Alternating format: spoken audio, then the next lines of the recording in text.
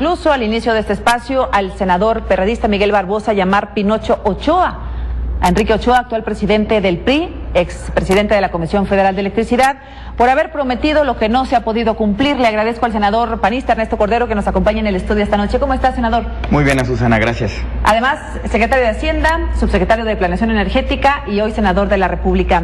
Ayer Diego Fernández de Ceballos, en el espacio de las 10, decía: ¿cuál estará siendo la presión para que un gobierno como el gobierno de Enrique Peña Nieto decida tomar estas decisiones antipopulares a pesar de haber prometido lo contrario?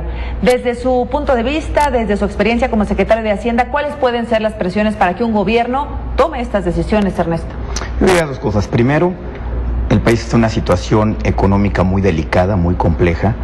Y lo que tenemos que hacer como país, todos los que tenemos una responsabilidad pública, es garantizar la viabilidad de México en el largo plazo. Y eso pasa por un manejo responsable de las finanzas públicas y por darle viabilidad a reformas tan importantes como la reforma energética. La reforma energética lo que plantea es tener energéticos a precios competitivos y en suficiencia. Claro. Me parece que el gobierno se precipitó al asegurar que el precio de los energéticos iba a bajar. Eso no lo podía asegurar nadie. Lo que sí se puede asegurar con la reforma energética es que en el largo plazo pues va a haber gas natural en suficiencia, va a haber energía eléctrica en suficiencia, con calidad, y eso es lo que es importante para generar inversión y empleo. Al precipitarse y asegurar que iban a bajar los energéticos, bueno, pues genera este agravio que yo creo que es muy justificado de todos, que nos dijeron que iba a bajar y ahora vemos que está subiendo. Sí, porque no solo nos dijeron no va a subir, nos dijeron no va a subir, va a bajar. Y ni una ni otra.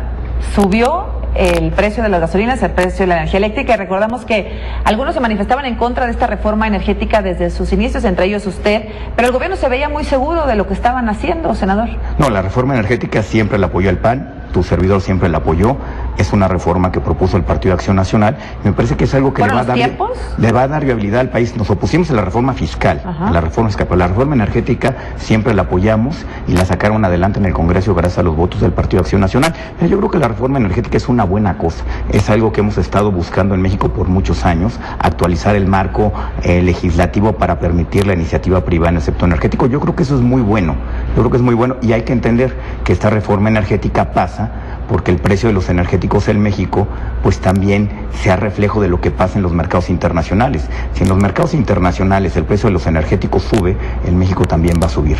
Si el precio de los energéticos baja, en México también va a bajar. Hay que entenderlo que es un comportamiento, no una decisión del gobierno, es reflejo de lo que pasa en los mercados internacionales. Pero si hubiera pasado con cualquier gobierno de aplicarse esta reforma energética en estos tiempos, ¿dónde estuvo el error entonces, senador?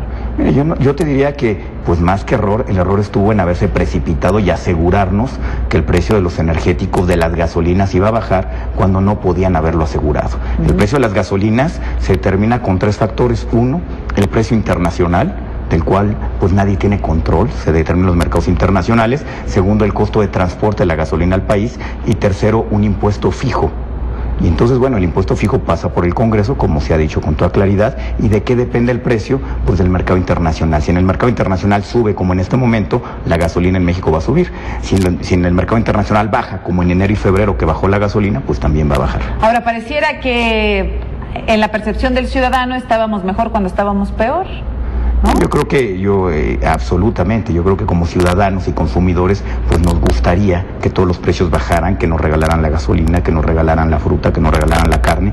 Lamentablemente eso no es posible y el precio de estos satisfactores pues se determina en los mercados, igual que la carne, igual que la fruta, pues igual la gasolina. Pero en este momento, bueno, lamentablemente el precio de la gasolina tiende a subir por las presiones internacionales. Lo que pasa es que hemos escuchado diferentes opiniones, explicaciones, digamos.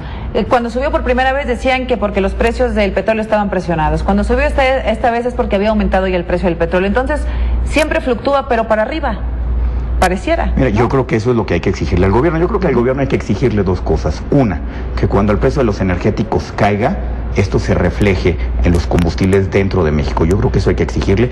Y segundo, yo creo que en el corazón de todo esto está un gobierno voraz, que gasta demasiado, y para financiar este gasto, bueno, pues tenemos que recurrir a impuestos a las gasolinas, tenemos que recurrir a un endeudamiento excesivo, Yo creo que en el centro del reclamo de la ciudadanía al gobierno está un gasto voraz, un gasto excesivo, y eso yo creo que sí hay que exigirle al gobierno que lo acote, lo limite lo más posible. Es decir, independientemente de la fluctuación de los mercados internacionales, ¿podría el gobierno evitar estas alzas en la electricidad y en las gasolinas si ajustara otros factores? Mira, te pongo por ejemplo un ejemplo. Hay en el presupuesto del gobierno federal una cosa que se llama el ramo 23.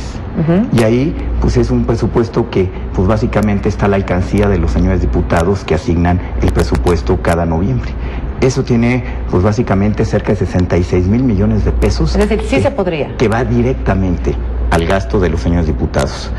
La recaudación en IEPS de gasolinas es cerca de 200 mil pesos, 200 mil millones de pesos. Si quitáramos eso, podríamos reducir el impuesto en las gasolinas en una tercera parte, por ejemplo. Pues muy interesante esta propuesta. A pesar de que los mercados mandan, el gobierno podría entrar con un plan estratégico para no golpear tanto la economía de los ciudadanos. Que va por el lado de reducir el gasto, para necesitar menos recursos y menos impuestos. Le agradezco mucho que haya venido esta noche, senador. Gracias. Gracias.